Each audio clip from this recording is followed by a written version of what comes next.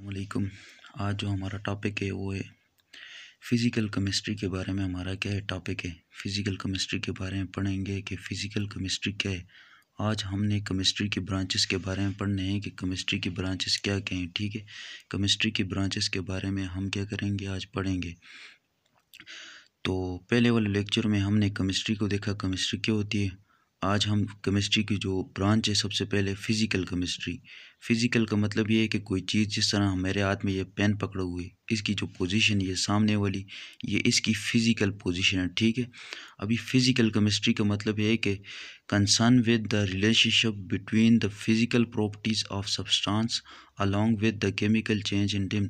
यानी मिसाल के तौर पर किसी केमिकल को डालकर उसकी जो फिज़िकल स्टेट है उसको आप क्या कर दें, चेंज कर दें, उसको हम क्या कहते हैं, फ़िज़िकल केमिस्ट्री कहते हैं। ये फ़िज़िकल केमिस्ट्री की वो ब्रांच है जिसके अंदर हम किसी भी सब्सटेंस के अंदर केमिकल डालकर उसकी फ़िज़िकल जो स्टेट है उसे क्या कर देंगे, उसकी जो फ़िज़िकल हालत है उसे क्या कर दें, चेंज कर दें।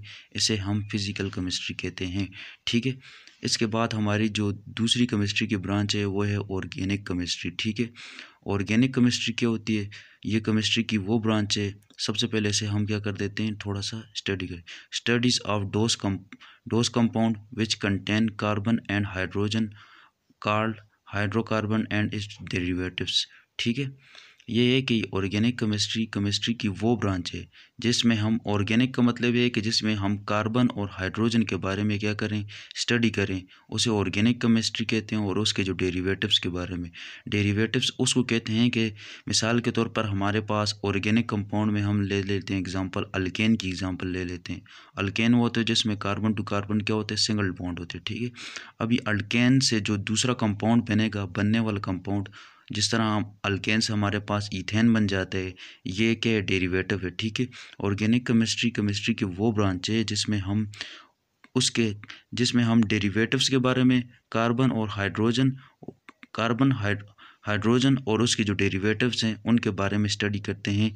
ये हम ऑर्गेनिक केमिस्ट्री में करते हैं। ऑर्गेनिक केमिस्ट्री किसकी ब्रांच है, केमिस्ट्री की ब्रांच है। ठीक है, फिर इसके अलावा हम आते हैं कि हमारा जो नेक्स्ट हमारी ब्रांच है वो है इनऑर्गेनिक केमिस्ट्री के बारे में।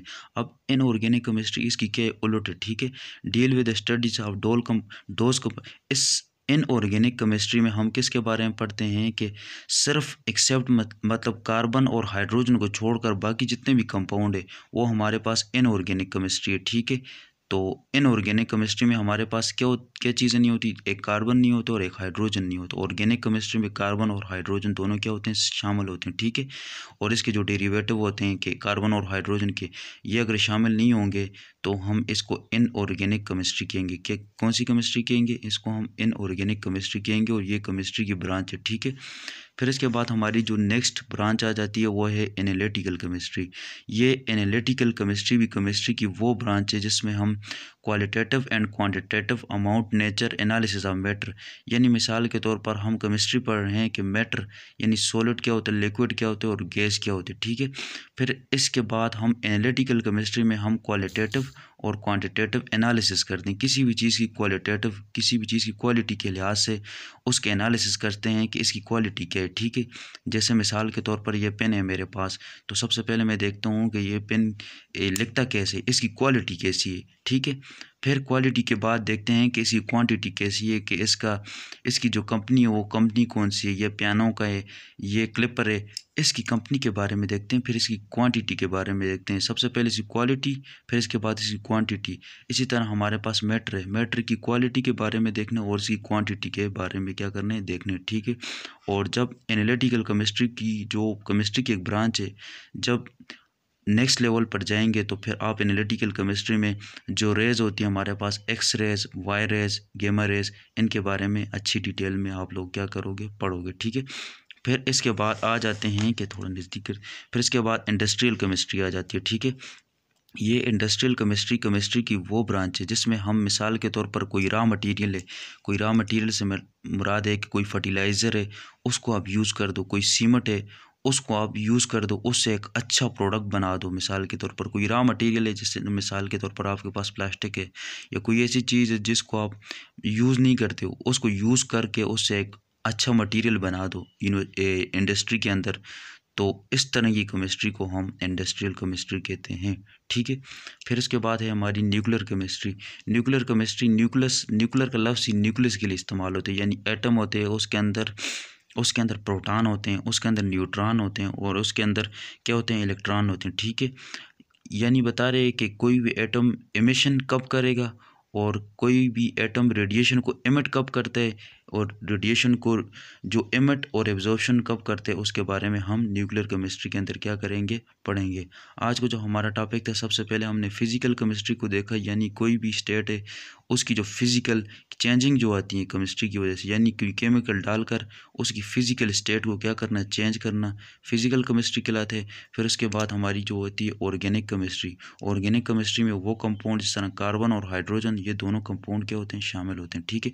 फिर इसके बाद हमने किसको देखा, फिर इसके बाद हमने इनऑर्गेनिक केमिस्ट्री को देखा। इनऑर्गेनिक केमिस्ट्री में एक्सेप्ट कार्बन और हाइड्रोजन, इन दोनों को छोड़कर बाकी जितने भी कंपाउंड है उसको हम इनऑर्गेनिक केमिस्ट्री में क्या करते हैं, पढ़ते हैं, ठीक है। फिर इसके बाद हमने एनालिटिकल केमिस्ट्री का देखा है कि क्वालिटेटिव और क्वांटिटेटिव एनालिसिस करना, यानी एनालिसिस का मतलब है जानना है किसी चीज़ के बारे में, यानी मैटर है उसकी क्वालिटी क्या है और उसकी क्वांटिटी के बारे में क्या करना, देखना, ठीक है। फिर उसके बाद हमने इंडस्ट्रियल केमिस्ट्री में इंडस्ट्री के अंदर जो रॉ मटेरियल यूज़ होता है, उस रॉ मटेरियल से एक अच्छा जो मटेरियल मिलता है, उसके बारे में हमने क्या देखा, इंडस्ट्रियल केमिस्ट्री में देखा, ठीक है। फिर इसके बाद हमने न्यूक्लियर केमिस्ट्री का देखा। न्यूक्लियर केमिस्ट्री कौन सी होती है, जिसमें हम न्यूक्लियस यानी एटम के अंदर कोई भी एटम है वो जो रेडिएशन होती हैं, यानी कोई भी एटम है उससे रेडिएशन एमिट और एब्जॉर्ब कब होती हैं, उसके बारे में हमने क्या किया। कोई भी एटम है उसके अंदर जो रेडिएशन एमिट होती हैं और एब्जॉर्ब होती हैं, और उस एटम के अंदर उसकी जो प्रॉपर्टीज़ होती हैं उसके बारे में हमने क्या किया, देखा। नेक्स्ट जो ब्रांचेज होंगी केमिस्ट्री उनको डिस्कस करेंगे। तब तक के लिए अपना ख्याल रखिएगा। अल्लाह हाफिज़। अस्सलाम वालेकुम। नेक्स्ट जो हमारा लेक्चर था, तो अगले कई लेक्चर में हमने फ़िज़िकल केमिस्ट्री को देखा, फ़िज़िकल केमिस्ट्री क्या होती है। फिर उसके बाद हमने ऑर्गेनिक केमिस्ट्री को देखा, ऑर्गेनिक केमिस्ट्री क्या होती है। फिर उसके अलावा हमने इनऑर्गेनिक केमिस्ट्री को देखा, इनऑर्गेनिक क्या होती है। फिर हमने एनालिटिकल केमिस्ट्री को देखा, एनालिटिकल केमिस्ट्री क्या होती है, ठीक है। इनको हमने वन बाय वन क्या किया, डिस्कस किया, अच्छी डिटेल में डिस्कस किया। तो आज जो हमारा टॉपिक है वो है बायोकेमिस्ट्री के बारे में है, ठीक है। बायोकेमिस्ट्री क्या होती है, बायो का मतलब है कि लाइफ, यानी बायो और केमिस्ट्री। बायोकेमिस्ट्री का मतलब ये है कि ये केमिस्ट्री की वो ब्रांच है जिसमें हम किसके बारे में पढ़ते हैं, जिसमें हम किसी भी केमिकल यानी लिविंग ऑर्गेनिज्म की बॉडी के अंदर कोई चीज़ डालकर उसके अंदर चेंजिंग लाना, या तो किसी चीज़ की कंपोजिशन या किसी चीज़ की डिकम्पोजिशन करना, ठीक है, या किसी चीज़ को बनाना या किसी चीज़ को क्या करना, डिकम्पोज करना, तोड़ना, उस चीज़ के बारे में हम क्या कर रहे हैं, पढ़ रहे हैं। जिस तरह है कि कार्बोहाइड्रेट्स होते हैं, प्रोटीन होती है, लिपिड होती हैं, ये बायोलॉजिकल मॉलिक्यूल हैं और लिविंग ऑर्गेनिज्म की बॉडी के अंदर प्रेजेंट होते हैं, ठीक है। Concern with the study of synthesis कहते हैं कि किसी चीज़ को बनाना, किसी चीज़ की फार्मेशन करना, ठीक है, किसी चीज़ की फार्मेशन करना। और कंपोजिशन कहते हैं कि बनाने को, और डिकम्पोजिशन करते हैं किसी चीज़ को तोड़ने को। And chemical reaction of substance with take place in the living organism. इसका मतलब ये है कि लिविंग ऑर्गेनिज्म की बॉडी है, ठीक है, उस बॉडी के अंदर जो कार्बोहाइड्रेट्स होते हैं, जो प्रोटीन होती है, यानी कोई भी केमिकल लेके जाना लिविंग ऑर्गेनिज्म की बॉडी के अंदर, और लिविंग ऑर्गेनिज्म की बॉडी के अंदर जो कार्बोहाइड्रेट्स है, जो प्रोटीन है, जो लिपिड है, उसकी या तो कंपोजिशन करना, या तो उस चीज़ को बनाना, या तो उस चीज़ का तोड़ना, इसको हम बायोकेमिस्ट्री के अंदर क्या करते हैं, स्टडी करते हैं, ठीक है। ये केमिकल चेंजेस किधर होती हैं, केमिकल रिएक्शन। बायो केमिस्ट्री का मतलब ये केमिकल चेंजेस लिविंग ऑर्गेनिज्म की बॉडी के अंदर होती हैं, ठीक है। फिर उसके बाद आते हैं कि एनवायरमेंटल केमिस्ट्री, जो केमिस्ट्री की हमारी लास्ट जो ब्रांच है।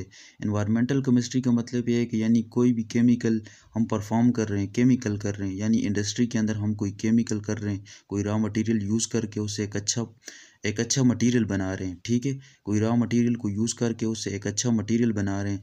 और मिसाल के तौर पर हम जो इंडस्ट्री के अंदर जो केमिकल यूज़ कर रहे हैं, उस केमिकल का हमारा जो एनवायरनमेंट है उसके अंदर क्या इम्पेक्ट पड़ेगा, क्या असर पड़ेगा, ठीक है, इम्पेक्ट कहते हैं असर को।